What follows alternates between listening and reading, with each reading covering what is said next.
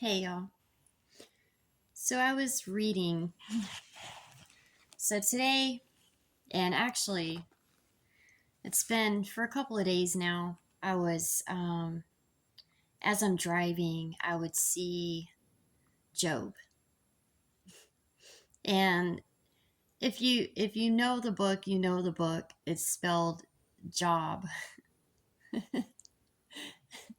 and I would see it on a license plate, or I would see it on a sign, and it would automatically make me think of the story of Job. And as I'm reading tonight, which has been my meditation for tonight, meditating on the book of Job.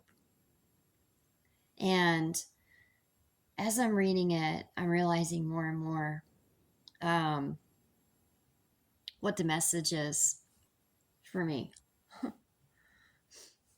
So, as I was reflecting yesterday and today on how far God has brought me from where I was, and how He continues to mold me and shape me into the person that He intended for me to be. And the more I reflect, the more I realize that I'm not at all who I was.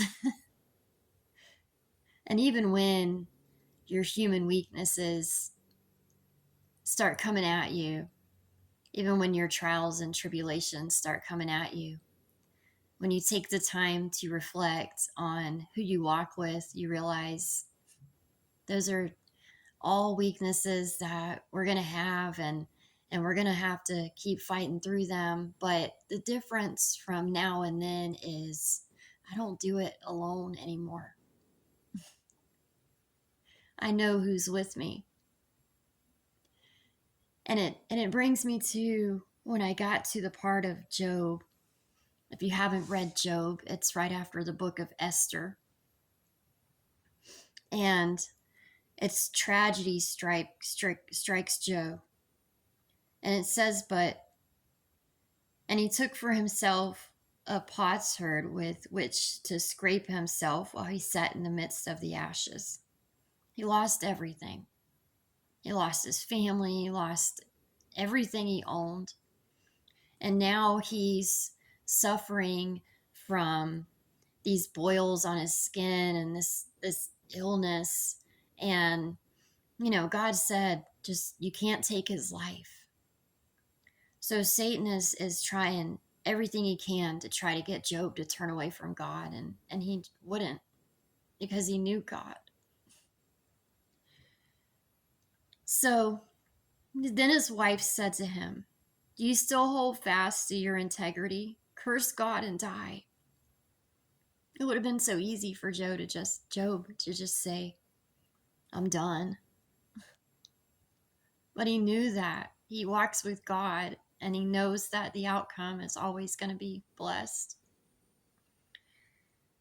And he said to her, "You speak as one of the foolish women speaks. Shall we indeed accept good from God? We accept all the good from God.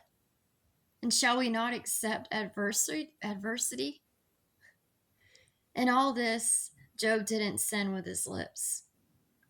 And when Job's 3 friends heard of all this adversity that had came upon him, each one came from his own place.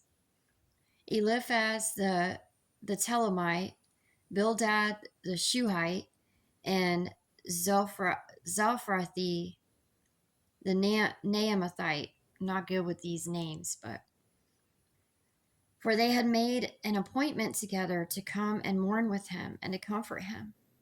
And when they raised their eyes from afar and did not recognize him, they lifted their voices and wept. Each one tore his robe and sprinkled dust on his head towards heaven. So they sat down with him on the ground 7 days and 7 nights, and no one spoke a word to him. And they saw that his grief was very great. They meditated with Job to God. After this, Job opened his mouth and cursed the day of his birth. And Job spoke and said, May the day perish on which I was born, and the night in which it was said, a male child is conceived. May that day be darkness. May God above not seek it, nor the light shine upon it. May darkness and the shadow of death claim it. May a cloud settle on it. May the blackness of the day terrify it. As for that night, may darkness seize it. May it not rejoice among the days of the year. May it not come into the number of the months. Oh, may the night be barren. May no joyful shout come into it. May those curse it who curse the day, those who are ready to arouse Leviathan. May the stars of its morning be dark. May it look for light, but have none, and not see the dawning of the day, because it did not shut up the doors of my mother's womb, nor hide sorrow from my eyes. Why did I not die at birth? Why did I not perish when I came from the womb? Why did the knees receive me? Or why the breast that I should nurse? For now I would have lain still and been quiet. I would have been asleep.